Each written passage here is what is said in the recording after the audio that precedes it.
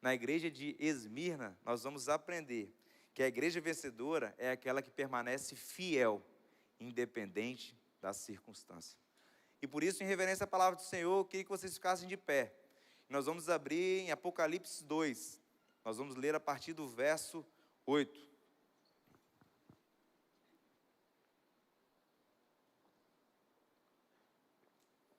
Apocalipse 2, a partir do verso 8. Como título é Carta à Igreja de Esmirna. Ao anjo da igreja em Esmirna, escreva: estas são as palavras daquele que é o primeiro e último, que morreu e tornou a viver. Conheço as suas aflições e a sua pobreza, mas você é rico. Conheço a blasfêmia dos que se dizem judeus, mas não são, sendo antes sinagoga de Satanás. Não tenha medo do que você está prestes a sofrer. O diabo lançará alguns de vocês na prisão para prová-los, e vocês sofrerão perseguição durante 10 dias. Seja fiel até a morte, e eu lhe darei a coroa da vida. Aquele que tem ouvidos, ouça o que o Espírito diz às igrejas. O vencedor, de modo algum, sofrerá a segunda morte. Pai, obrigado por nos dar essa oportunidade, ó Pai, de ter acesso à Tua palavra. Ó Deus, eu te peço em nome de Jesus que cada coração aqui possa estar cativo à Tua mensagem, Pai. Ó Deus, e que possamos, ó Pai, ser abençoados nessa noite. Ó Deus, e que possamos nos posicionar, ó Deus, como igreja vencedora, uma igreja que permanece fiel, independente das adversidades, independente das circunstâncias. Que da mesma forma que essa palavra tanto me confrontou em amor, possa confrontar cada coração aqui. E que os olhos deles não venham estar atentos ao mensageiro, ao pregador, mas àquele que está presente, que é o Senhor Jesus. Tenha liberdade nessa noite, Pai, e que o Senhor possa fazer o que o Senhor quer fazer, e que nenhum dos teus planos sejam frustrados nessa noite. Essa é a oração que eu faço, em nome santo do Senhor Jesus, amém. Pode se assentar. Aleluia. Queridos, a cidade de Esmirna era uma cidade muito importante naquela época. Assim como a cidade de Éfeso e de Pérgamo, era uma das 3 maiores cidades da Ásia. E era uma cidade muito populosa, né? Afirma-se ali que mais de 100 mil habitantes estavam naquela cidade, nessa ocasião. Para aquela época era uma cidade muito grande, vamos passar e falar em milhões nos dias de hoje. Interessante que essa cidade, e o nome Esmirna, tem um significado de mirra, que por sua vez significa perfume ou cheiro suave. A mirra deve um vasto uso em todo o passado, sendo considerado como, de fato, uma fina especiaria. A mirra, como era conhecido essa cidade. Então era uma cidade muito importante, que de fato ali ela tinha a sua importância perante a Ásia. E diferentemente da igreja de Éfeso, onde a palavra determina de forma clara como iniciou a igreja de Éfeso, no Atos dos Apóstolos, a igreja de Esmirna, a palavra não deixa isso de forma muito clara. Mas segundo a tradição cristã e segundo estudiosos, a igreja de Esmirna foi fundada na 3ª viagem missionária de Paulo. E por que podemos afirmar isso? Porque o livro de Atos dos Apóstolos diz que a palavra do Senhor foi pregada aos habitantes de toda a Ásia, tanto a judeus quanto a gregos. Isso entre os anos de 53 e 56 depois de Cristo. É interessante afirmar isso porque a tradição nos leva que Policarpo, um discípulo de João, foi um dos pastores daquela igreja. Foi aquele que conduzia aquela igreja. E Policarpo era um homem fiel a Deus e temente a Deus. Ele, de fato, era um cristão fiel e um líder exemplar. E assim como o seu discipulador João, não aceitou reconhecer o imperador Domiciano como uma divindade. E o pastor contextualizou aqui no domingo que Domiciano era um imperador muito cruel. Era conhecido como o segundo Nero. Era aquele que perseguia de forma muito feroz, de forma muito cruel, o povo cristão. E, por conta disso, João foi preso ali na ilha de Patmos e era o último ali dos apóstolos vivos. Mas ele conseguiu influenciar discípulos e homens tementes e fiéis a Deus. E um deles foi Policarpo. Policarpo, ele era um que ficava ali à frente da igreja e ele não se sujeitou ao Império de Roma. Ele não se sujeitou a, de fato, ali, a ordenança que era prestar culto ao imperador, a reconhecer que o imperador era um Deus. Ele não se sujeitou à pressão. Interessante que Apocalipse foi escrito no ano 96 depois de Cristo. João, já com uma certa idade avançada, teve essa visão do livro de Apocalipse, conhecido como o livro da revelação, e ele escreveu ali essa carta. E no ano 156, ou seja, quase 50 anos depois, Policarpo, o discípulo de João, foi, segundo ali o imperador Domiciano, ele foi preso e, de fato, ele, perante todo um estádio, isso as histórias dos mártires da igreja primitiva contam com muita clareza, foi falado: olha, você vai ter que negar esse seu Deus. Você vai ter que negar isso que você está pregando, porque o que você está fazendo aqui está causando confusão no meio da minha cidade. Essa cidade é minha, do imperador romano. E ele queria, de fato, com que Policarpo negasse a fé dele. E aí tem uma frase muito clássica de Policarpo, que ele traz bem assim: por 86 anos eu o servi. Como então posso blasfemar contra meu rei e salvador, o negando? Prossigam com a sua vontade. Eu não vou negar o meu Senhor e o meu Salvador. É interessante que nessa situação ficaram furiosos, sabe, Alexandre? E ameaçaram ele com animais ferozes e começaram a ameaçar com fogo. E aí ele vai e fala bem assim: o Senhor me ameaça com fogo, que queima durante 1 hora e se apaga. Mas o fogo do julgamento futuro e do castigo eterno, reservado para os ímpios, esse o Senhor ignora. Mas por que está se delongando? Faça tudo o que lhe agradar. Ele não teve medo diante das ameaças. E de fato ali colocaram a fogueira e colocaram mais lenha na fogueira. E antes dele ser queimado vivo, ele deu graças ao Senhor. E ele diz assim em alta voz: agradeço a meu Deus por me considerar digno de compartilhar do cálice de Cristo e ser contado entre os seus mártires. Glorifico a Deus por esse fato de morrer. Glorifico a Deus por esse fato de ter o mesmo cálice de Cristo e por ser conhecido como um mártir. Isso ele falou diante de uma plateia, diante do povo de Esmirna. E é quase meio século atrás, no ano 96, João, inspirado pelo Espírito Santo de Deus, escreveu essa carta a essa igreja e trouxe que essa igreja ia permanecer fiel até a morte. E hoje, essa igreja continua de pé. Hoje, essa cidade de Esmirna, se você pesquisar, ela continua de pé. Ela existe ainda na Turquia. Diferente da igreja de Éfeso, da cidade de Éfeso, que não existe mais, Esmirna existe. E existe por conta da fidelidade. Porque, de fato, permaneceu independente das circunstâncias, independente das adversidades. Mas, Windows, por que você trouxe a história de um mártir, conhecido como Policarpo? Por que você trouxe a história desse homem? E por que você está contextualizando dessa forma? Porque nós precisamos aprender como ser uma igreja vencedora, independente das circunstâncias. Como ser uma igreja vencedora e como ser um cristão relevante, independente das ameaças, independente de um cenário desfavorável, como era o caso de Policarpo. E a primeira coisa que eu aprendo é que a igreja vencedora conhece quem é o autor e consumador da sua vida. A igreja vencedora conhece com clareza quem é o autor e consumador.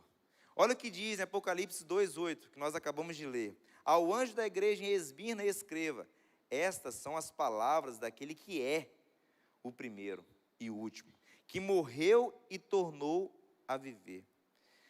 A primeira coisa que Jesus deixa claro na sua carta à igreja de Esmirna é a sua identidade. Eu sou o primeiro e o último, aquele que morreu e aquele que tornou a viver. E isso para nós tem que ter muita clareza sobre, de fato, a soberania de Jesus. Jesus, ele é soberano sobre a história. E quer você acredite ou não, quer você creia ou não em Jesus, ele foi o único homem que mudou a história da humanidade, que dividiu a história da humanidade. Existe um mundo antes de Cristo e depois de Cristo. Ele mudou o calendário, ele mudou a história. Então ele tinha muita clareza. E Jesus, ao se apresentar à igreja de Esmirna, ele falou: eu sou o primeiro e o último, aquele que morreu, mas venceu a morte, aquele que ressuscitou. Ou seja, ele trouxe clareza de quem ele era. E de fato ele sabia de tudo que poderia passar diante daquela igreja. Ele sabia as dificuldades, ele sabia as provações, mas antes de qualquer conselho, ou antes de qualquer elogio à igreja de Esmirna, ele traz a identidade de quem ele era. E eu aprendo, meu querido, com isso, que nós precisamos, de uma vez por todas, entender quem Jesus é em nossa vida. Quem Jesus é em nossa vida. Ele é aquele que venceu a morte. Ele é aquele que tem a chave de Hades em suas mãos. Ele é aquele que o pastor Bruno trouxe sobre a igreja de Éfeso, que tem um candelabro de ouro na sua mão. Ele é aquele que segura pela mão direita a sua igreja. Ele é aquele que está no controle de todas as coisas. Ele é Jesus. Jesus é aquilo que, de fato, nos move. Se nós estamos aqui nessa noite, é por causa de Jesus. Se não for Ele o centro de tudo e o motivo de tudo, não faz sentido algum estarmos aqui. Se não for Ele o motivo das nossas canções, serão palavras vazias, serão poesias. Se não for Ele o motivo da nossa existência e aquilo que nós nos movemos e logo existimos, a nossa vida não tem sentido, não tem significado. Então, uma igreja vencedora é aquela que tem clareza de quem Jesus é. Jesus, ele é o cabeça. Nós somos instrumentos, nós somos apenas canais de bênçãos. Mas quem é o abençoador é Jesus. Quem é aquele que derrama a tua glória é Jesus. Quem é aquele que opera maravilhas, milagres? É Jesus. Ele usa as nossas vidas, mas também ele usou um jumento. Isso não nos faz melhor do que ninguém. Muito pelo contrário, isso nos faz dependente de Jesus. A igreja vencedora é aquela que tem clareza de quem Jesus é na igreja. Ele é o noivo. Ele é aquele que de fato venceu a morte. E Jesus deixa muito claro que todo e qualquer sofrimento tem um propósito. Jesus é o nosso exemplo daquele que venceu a morte, daquele que suportou as pressões, daquele que foi traído por seus amigos, daquele que foi abandonado, mas daquele que perseverou e aquele que permaneceu. Ou seja, sabendo que o que ele estava fazendo tinha um propósito diante do Pai. E um dos textos que eu mais gosto, relatado pelo próprio João, que escreveu também Apocalipse, está lá no Evangelho de Jesus, relatado por João no capítulo 17, Jesus, ele fala: Pai, que seja feita a tua vontade, que sejamos um, e que os meus discípulos sejam um em mim, como eu sou contigo. E aqueles que vão crer no teu evangelho, aqueles que vão crer nessas pessoas que você me comissionou, eu oro por eles também para que eles permaneçam fiéis, eles permaneçam no amor. Ou seja, Jesus contou com homens que o próprio Pai, o próprio Deus, comissionou para ele. E ele treinou, capacitou e enviou aqueles homens. E por conta desses homens, pecadores, simples, que o Evangelho chegou até aqui. Por conta de Policarpos da vida, que o Evangelho persistiu, está até aqui hoje. Mas por quê? Porque tinha clareza da identidade de Cristo. Tinha clareza de quem Ele era. E 1 Pedro, no capítulo 4, no verso 12, diz assim: amados, não se surpreendam com o fogo que surge entre vocês para prová-los, como se algo estranho estivesse acontecendo, mas alegrem-se à medida que participam dos sofrimentos de Cristo. Alegrem-se à medida que participam dos sofrimentos de Cristo, para que também, quando a sua glória for revelada, vocês exultem com grande alegria. Alegrem-se em participar do sofrimento de Cristo. É totalmente contrário àquilo que o mundo prega. É totalmente contrário a muitas vezes a nossa natureza humana, onde a gente não quer sofrer. Mas o que Pedro está relatando e que Jesus traz com muita clareza é que nós precisamos nos alegrar por sofrer em nome de Cristo. Foi isso que fez com que Policarpo, ao ser queimado, glorificava o nome de Deus por ser digno de ter o mesmo cálice de Cristo.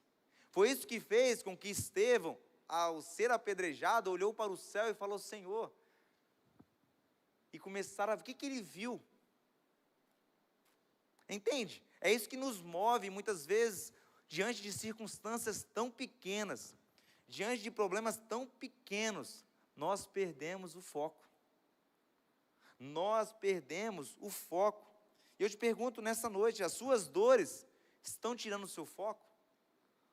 Os problemas à sua volta estão tirando o seu foco? A vida cristã, meus queridos, não é sobre cenários favoráveis. A vida cristã não é sobre cenários favoráveis, mas sim sobre uma fé inabalável. Como nós cantamos aqui, na minha oração, eu até repeti aquilo que a gente estava cantando. Ainda que a figueira não floresça, ainda que o figo não dê o teu fruto ali, o vide, ainda que o produto da oliveira minta, todavia eu me alegrarei. Isso é uma oração de Abacuque, e muitas vezes nós declaramos isso, mas o que ele está falando é, ainda que todo o cenário à minha volta esteja desfavorável, todavia eu me alegrarei no Senhor, que é a minha força. Ou seja, quando enfrentamos dificuldades, devemos lembrar que a nossa fé não está em circunstâncias, mas no Deus que venceu a morte e garante a nossa vitória. A nossa fé não pode ser circunstancial. A nossa fé não pode ser algo condicional. A nossa fé tem que ser algo que nos move. A nossa fé tem que ser centrada em Jesus, aquele que venceu algo que era impossível. Deixa eu fazer um parêntese aqui. Você sabia que muita gente, antes de Jesus, morreu na cruz? Você sabia que muita gente, depois de Jesus, morreu na cruz? E sabe o que aconteceu? Nada. Porque a crucificação era uma pena de morte. Então o poder não estava na cruz, o poder estava quem estava naquela cruz, que era Jesus. Ele foi o único que venceu a morte, foi o único que venceu a cruz. Por isso nós o adoramos. Nós não adoramos aquele que está no madeiro, nós adoramos aquele que ressuscitou, aquele que tem liberdade em nosso meio. Isso é a nossa identidade. Em segundo lugar, eu entendo que a igreja vencedora é aquela que tem as suas aflições e a sua pobreza conhecidas diante de Deus. Olha o que diz o verso 9. Conheço as suas aflições e a sua pobreza, mas você é rico. Como assim? Conheço suas aflições, sua pobreza e você é rico. Aí ele continua. Conheço a blasfêmia dos que se dizem judeus, mas não são, sendo antes sinagoga de Satanás, ou seja, habitação, casa de Satanás. Aqui Jesus deixa claro que ele conhece as dificuldades que a igreja enfrenta. Ou seja, a igreja vencedora é aquela que faz conhecido os seus problemas e as suas dificuldades. É aquela que declara com as palavras e declara com o seu modo de viver e seu estilo de vida aquilo que está afligindo a sua vida. E Jesus, ele tinha clareza da perseguição e das dificuldades que a igreja de Esmirna estava passando. Meus queridos, como eu falei no contexto da palavra, Esmirna era uma cidade próspera, uma cidade portuária, uma cidade rica. Mas o povo cristão e aqueles que estavam se convertendo ao cristianismo eram pobres, viviam à margem da sociedade. De fato, eles viviam em uma extrema pobreza. Isso porque muitos deles eram perseguidos e boicotados economicamente por causa da sua fé. Mas eles não negavam. Eles eram boicotados, muitas vezes mandados embora, por conta da sua fé, por conta de confessar Jesus como Senhor. E eles não retrocediam. Eles não retrocediam diante das ameaças. Ou seja, Deus vê as nossas tribulações. E mesmo quando nós nos sentimos sozinhos, Deus sabe exatamente o que estamos passando. E Ele vê as injustiças, Ele vê as perseguições, Ele vê aquilo que muitas vezes nos assola, e que muitas vezes no ímpeto nós queremos resolver, e nós queremos resolver, porque nós somos bons para resolver as coisas. Mas a justiça plena e perfeita vem de Deus. Não vem da nossa capacidade humana, não vem da nossa capacidade intelectual. A nossa justiça vem da justiça perfeita de Deus. E se você, meu irmão, está sendo perseguido de forma injusta, se você está sendo perseguido por conta da sua fé, glorifique a Deus por isso. E persevere diante das adversidades. Persevere diante dos cenários. Porque Deus, de fato, Ele vê tudo o que estamos passando. A igreja vencedora é aquela que traz clareza dos teus sofrimentos, das suas perseguições. E o que Jesus está relatando ali para a igreja de Esmirna é que ela passaria por dificuldades. Passaria, sim, por aflições.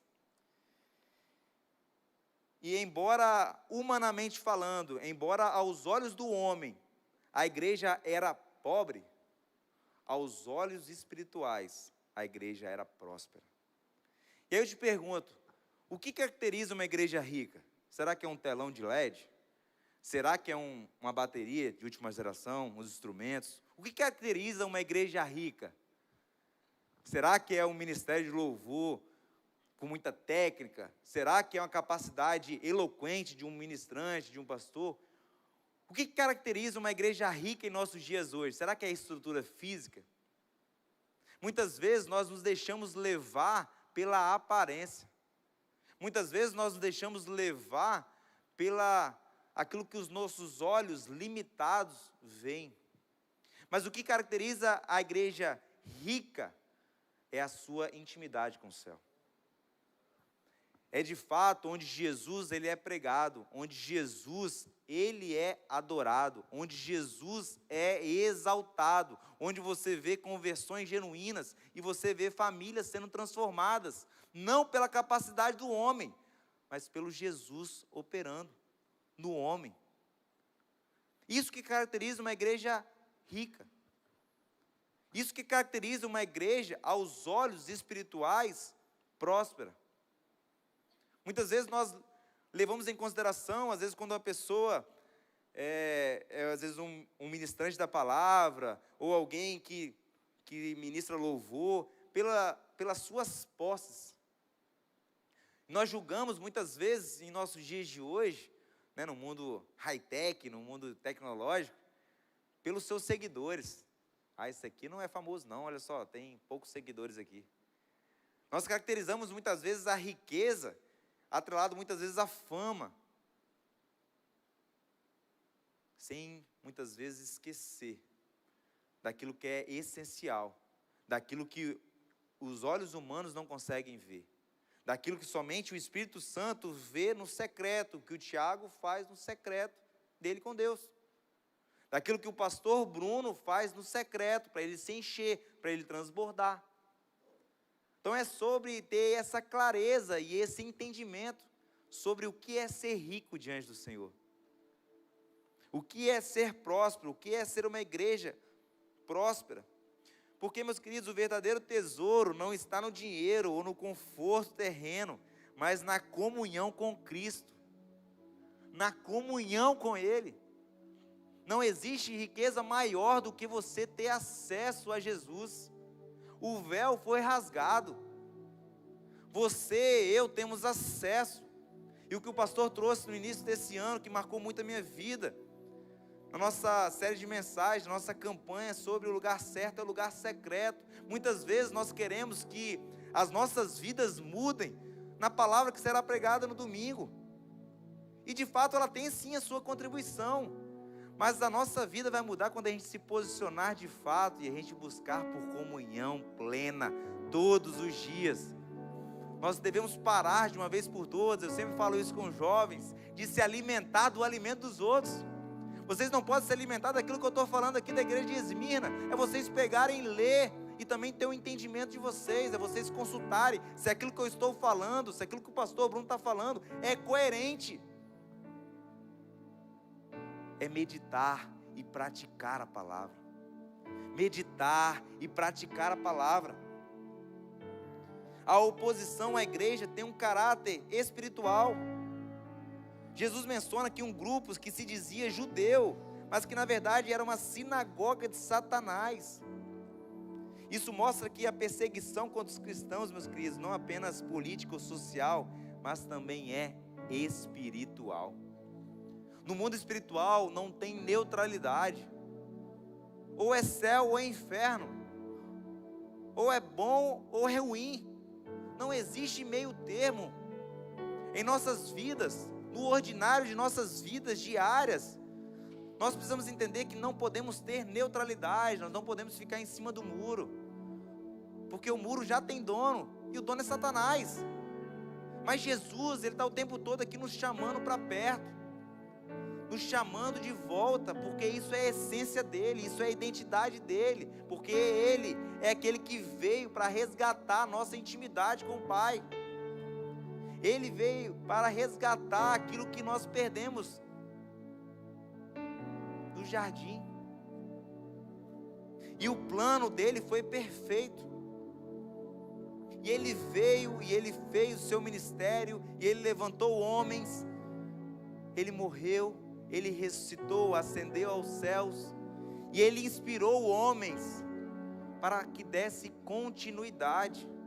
E João foi um desses homens que deu continuidade, que levantou o Policarpo, que levantou o pastor Bruno, que levanta hoje cada um de nós aqui para pregar o Evangelho, para pregar a palavra, porque a palavra tem que ser compartilhada, a palavra tem que ser vivida, a palavra tem que ser todos os dias proporcionada, e é em cada um de nós, é tendo clareza que o inferno, ele sempre vai fazer oposição. Se a sua vida cristã está confortável demais, comece a refletir, tem alguma coisa de errado. Se a sua caminhada com Cristo está fácil demais, tem algum problema. Spurgeon fala algo muito forte, que queima muito no coração. Spurgeon falou bem assim, olha, se a palavra de Deus fosse algo para nos trazer conforto, ela seria comparada como um travesseiro, sabe, Fabrício? E não como uma espada. Então a palavra de Deus é para nos confrontar, é para de fato nos moldar, para de fato nos fazer agir. Em Mateus 6:21, no Sermão do Monte, nos maiores sermões de Jesus, ele fala bem assim, pois onde estiver o seu tesouro, ali também está o seu coração. Onde está o seu coração, igreja? Será que o nosso coração está na aparência? Será que o nosso coração está nas circunstâncias? Será que o nosso coração está naquilo que estamos vivendo hoje? Ou de fato está centrado em Cristo? frequentemente os cristãos ali eram despedidos dos seus empregos, perdiam seus negócios, quando eram convertidos a Cristo. Eles perdiam tudo, e de fato, eles poderiam cantar o que muitas vezes nós cantamos da boca para fora: é Ele, por Ele, estou gastando a minha vida, perdendo tudo com amor e alegria.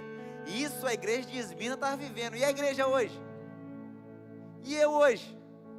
Eu falo para vocês, falando para mim, o que o Evangelho traz é isso. Whindersson, você está capaz mesmo de renunciar a tudo? Você é capaz mesmo de apresentar as suas fraquezas diante de mim, as suas necessidades? Porque Whindersson, a igreja vencedora é aquela que aponta para Jesus, é aquela que tem as suas aflições e a sua pobreza espiritual conhecidas diante de Deus. Eu falo para vocês, falando para mim. Nós precisamos, de uma vez por todas, nos posicionar como uma igreja vencedora, como uma igreja reconhecida diante de Jesus. A igreja de Esmirna era pobre aos olhos do mundo, mas Jesus a chamou de rica. E muitas vezes nós somos tentados a medir a nossa vida pelo dinheiro, pelo sucesso ou pelo conforto. O tempo todo nós medimos o nosso sucesso pelo dinheiro que temos, pelo conforto que temos,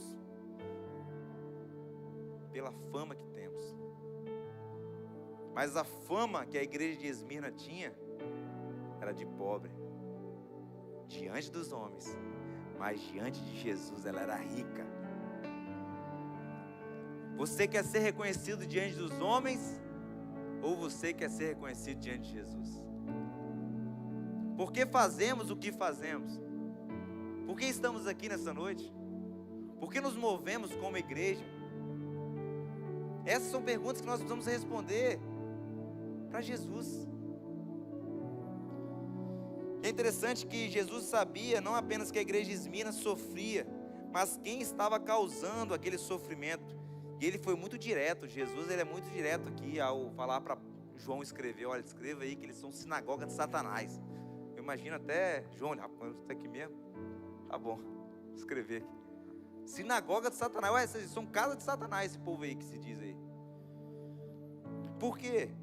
Porque Jesus, ele era judeu. Amém? Jesus era judeu. João, que escreveu, o apóstolo João, também era judeu. E sabiam que as pessoas que perseguiam e maltratavam os crentes em Esmirnas não era aquilo que eles diziam ser. Eles diziam ser servos de Deus, judeus. Eles diziam ser tementes a Deus, povo do Senhor. Mas Jesus os identificou como sinagoga de Satanás. Os filhos de Deus na terra não causam sofrimento nem para os seus inimigos, quanto mais para o seu povo. A palavra de Deus fala claramente: se alguém bater na sua face, ofereça outra face. E ali, a igreja de Esmirna estava sofrendo pressões e perseguição dos próprios judeus. E a calúnia era uma ferramenta, de fato, de destruição uns dos outros. Isso não está de forma alguma em sintonia com o caráter de Deus. A calúnia, a maledicência, a blasfêmia se contradiz com os atributos de Deus, que é o amor. A blasfêmia prejudica e derruba e destrói pessoas, igrejas, escolas, empresas, nações. Mas a igreja de Esmirna não caiu diante da sinagoga de Satanás. A igreja de Esmirna não caiu diante da blasfêmia. A igreja de Esmirna não caiu diante das acusações, das inverdades. A igreja de Esmirna prevaleceu diante das autoridades romanas, diante da imposição do imperador. Ela não cedeu às pressões. A igreja de Esmirna prevaleceu. E que coisa triste, meu querido, pensar que estamos no caminho certo, mas na verdade estamos no caminho errado. O povo ali que estava blasfemando e criticando e maltratando e desprezando ali os cristãos, achavam aos olhos do homem que estavam certos, mas diante de Deus eles estavam totalmente errados. E como é importante nós nos conhecermos de fato e saber quem somos, de que lado estamos. Como eu falei, não existe neutralidade. Não tem como pensar que podemos ganhar dinheiro sem trabalhar, que podemos aprender sem estudar, que pode se aproveitar ou aproveitar das pessoas, as humilhando, as usando as pessoas, demonstrando-lhe uma autoridade sobre as pessoas, gritando com elas, humilhando, pensando que dessa forma você está agradando a Deus. Não tem como você dizer que é um cristão de uma igreja vencedora se você não honra seu pai e sua mãe, se você não honra o seu líder no seu trabalho, se você não honra a autoridade que é imposta sobre você, se você diante de uma acusação e diante de uma injustiça não vai querer resolver com a sua força, mas vai fazer as suas aflições e a sua pobreza conhecidas diante de Deus. Essa que é a postura da igreja vencedora. Há pessoas que não sabem quem são, e é o nosso papel como cristão mostrar o outro lado, mostrar o outro caminho. E há pessoas de fato que pensam que sabem tudo, mas na verdade não sabem nada. Salomão, com toda a sua sabedoria, no final da sua vida ele escreveu: vaidade, vaidade, tudo é vaidade. É muito importante nós termos clareza da nossa identidade como igreja, nos declararmos de fato como crentes, filhos de Deus, que busca de forma perseverante aprender mais de Jesus. Jesus foi o maior líder que já existiu. Jesus é a maior demonstração de amor já expressada na humanidade. Jesus é aquele que transforma, é aquele que transformou a minha vida, é aquele que ressignificou a minha história. E se Ele fez isso comigo, Ele pode fazer com você. E se Ele fez isso com você, Ele quer fazer isso através de você. Ele quer ser conhecido através de nós. E o terceiro e penúltimo ponto: a igreja vencedora é aquela que não tem medo do sofrimento momentâneo. Olha o que ele diz no verso 10: não tenha medo do que você está prestes a sofrer. Saiba que o diabo lançará alguns de vocês na prisão para prová-los, e vocês sofrerão perseguição durante 10 dias. Seja fiel até a morte, e eu lhe darei a coroa da vida.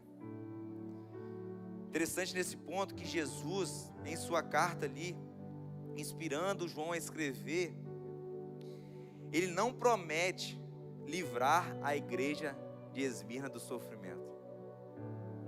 Ele não prometeu livrar a igreja de Esmirna do sofrimento. Mas ele diz: olha, não tenha medo. Ele alertou que a perseguição iria continuar. E que o diabo iria prová-los ali. Mas ele traz algo muito forte e claro. Eu não quero trazer uma escatologia sobre isso, mas ele fala de um tempo. Ele fala de 10 dias, ele não fala de 9, ele não fala de 11, ele fala de 10 dias. E o que eu queria trazer para vocês com clareza nessa noite, que o seu sofrimento também tem data determinada para acabar. O seu sofrimento, quando ele é conhecido diante de Deus, ele tem uma data de validade. O seu sofrimento, ele é momentâneo, o seu sofrimento, ele é passageiro. Nenhuma tribulação dura para sempre. Passa. Mas o ponto é, como está passando? Como você se comporta diante do sofrimento?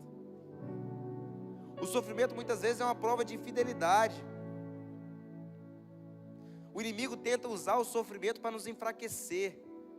Olha isso. o inimigo o tempo todo tenta usar o sofrimento para nos enfraquecer, enquanto Deus usa o sofrimento para nos fortalecer. Porque muitas vezes das nossas cicatrizes, das nossas feridas, Deus vai mudar histórias. É muitas vezes de uma libertação que você passou, de um trauma que você venceu, de uma restauração no seu casamento que você teve, você vai transbordar em outras vidas. E você vai dizer para a pessoa: olha só, o que você passou, eu passei também, mas Jesus foi comigo e eu venci. E glória a Jesus por isso. É ter clareza que o sofrimento ele é passageiro. Mas quando somos fiéis e fiéis até a morte, temos uma recompensa eterna, que é a coroa da vida. Jesus disse em João 16:33, olha, eu disse essas coisas, para que em mim vocês tenham paz. Neste mundo vocês terão aflições, contudo, tenham ânimo. Eu venci o mundo. Deixa eu te falar algo. A igreja vencedora não teme o sofrimento. A igreja vencedora não teme sofrer.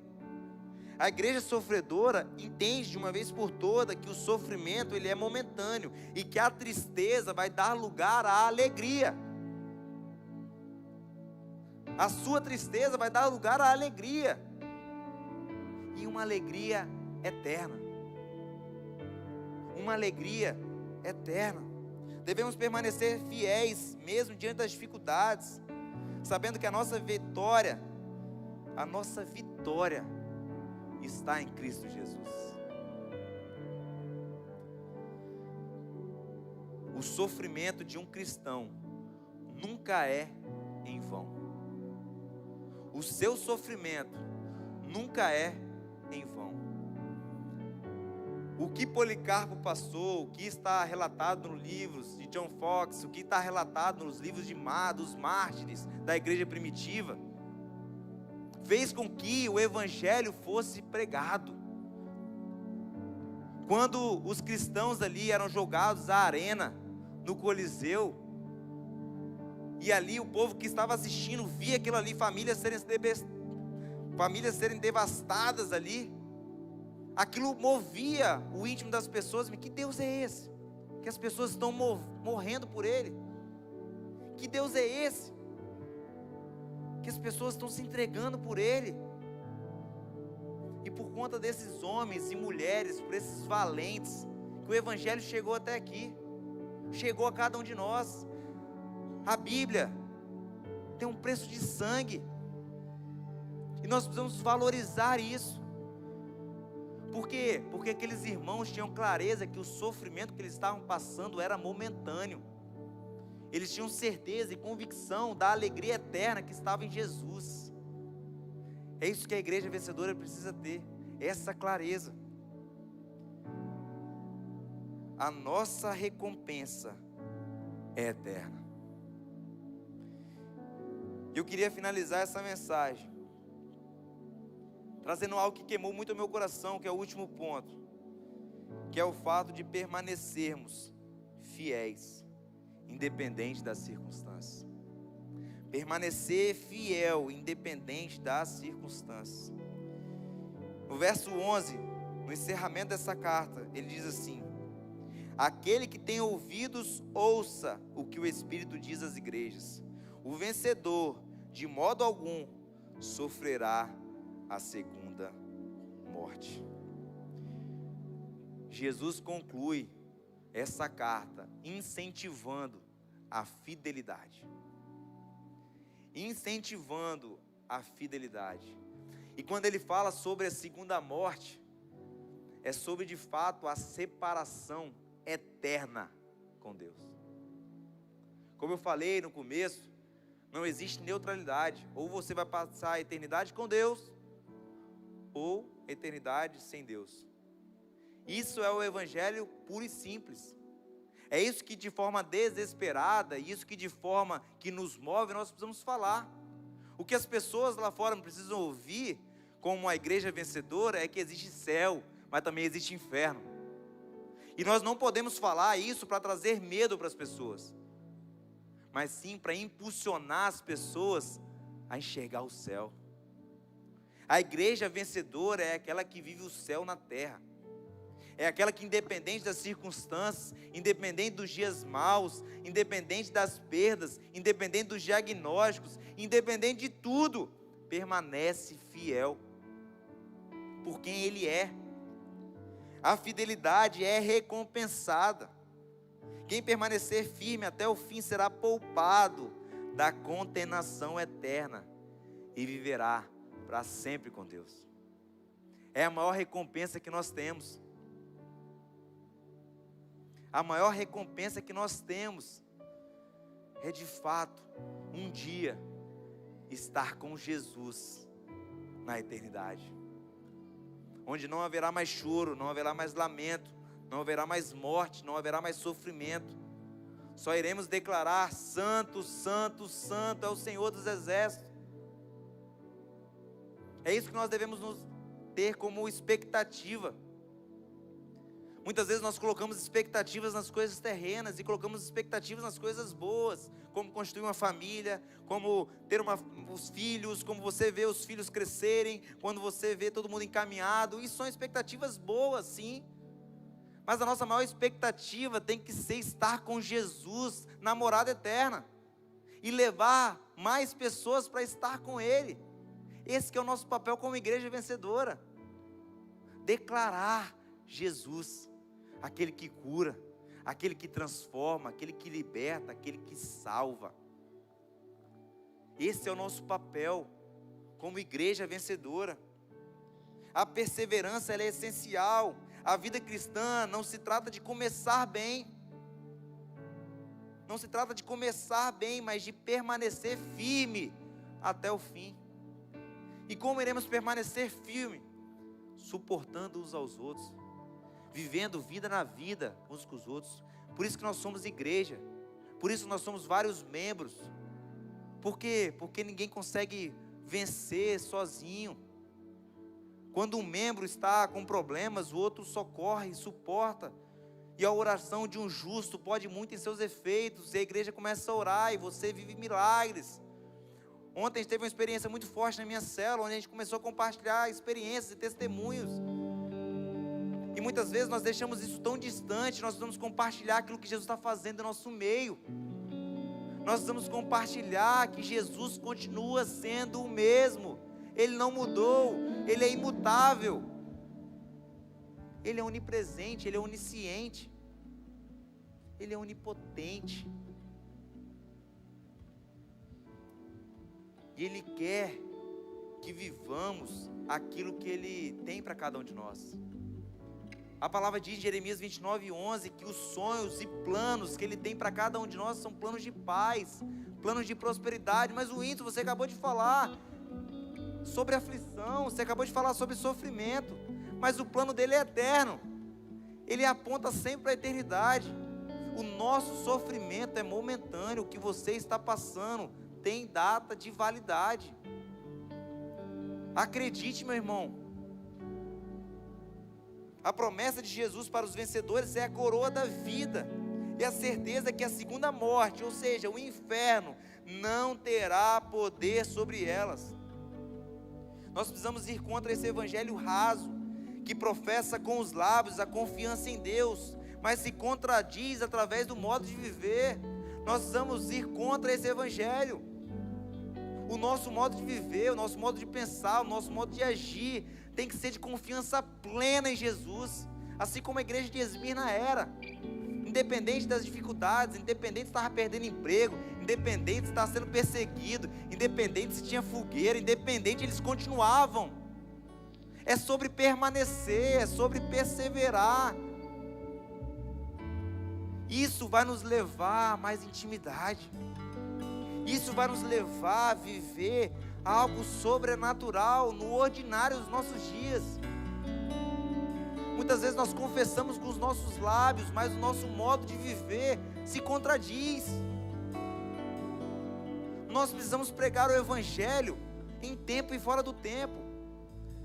Nós precisamos abrir os nossos olhos espirituais e ver pessoas indo para o inferno, e a gente tem a palavra que transforma a vida daquela pessoa, e nós não podemos nos omitir diante dessa verdade.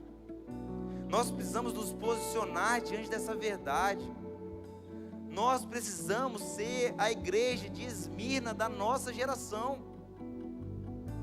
Nós não devemos ser conhecidos como a Igreja Batista Atitude, da antiga reta do aeroporto, uma igreja bonita, não. Nós devemos ser conhecidos como a igreja do avivamento, a igreja que transformou a história desse bairro, a igreja que contribuiu para o avanço do reino. E não é sobre a placa, é sobre quem está aqui, e é Jesus, aquele que é pregado em tempo e fora do tempo. A Ele seja a honra, a Ele seja a glória, a Ele seja o poder, hoje e para todo sempre. Amém. A postura da igreja vencedora, ela é prática e não teórica. As nossas atitudes como corpo de Cristo precisam ser coerentes com o nosso falar. A nossa atitude pode influenciar pessoas à nossa volta. Como nós estamos nos posicionando na rede social, como nós estamos nos posicionando no nosso local de trabalho, como nós estamos sendo vistos como igreja.